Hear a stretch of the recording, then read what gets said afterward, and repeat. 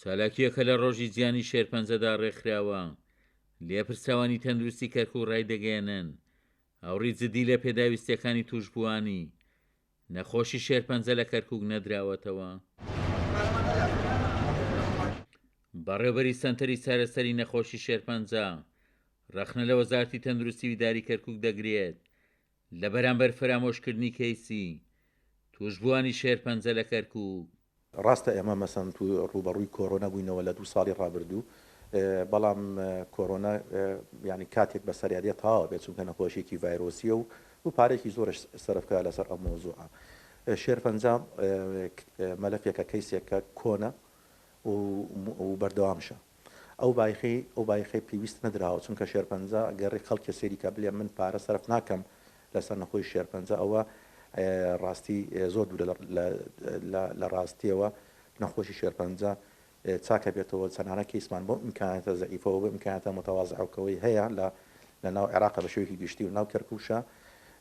لەگەڵ ئەوەیە نەخۆشی شێرپەنجە ئەتوان بگەڕێنەوە بۆ با بڵێن جارێکی تر هیوای ئەوەیان بێتەوە کۆ جارتر بگەڕێتەوە بۆ ناو کۆمەڵگا و بۆ ناو کار و ئیشەکانی بۆ ناو ئایلەی خۆی.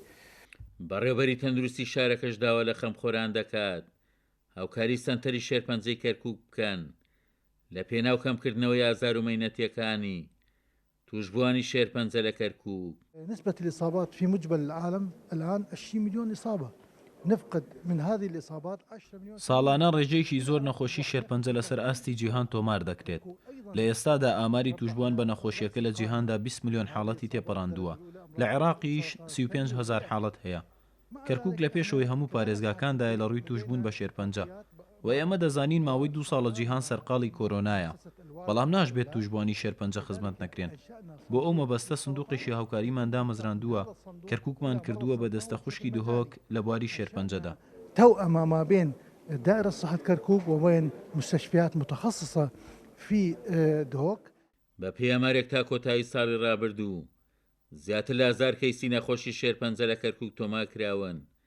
گلەی و گازاندەی سەنتەری شێرپەنجە لە کەرکووک لەوەدا سەربۆتەوە ماوەی 6 مانگە لە ڕێی خێرخوازەوە بینایەکی سەد خەرەوێڵەی بۆ توشبووانی شێرپەنجە لە پارێزگای کەرکووک دروست کراوە.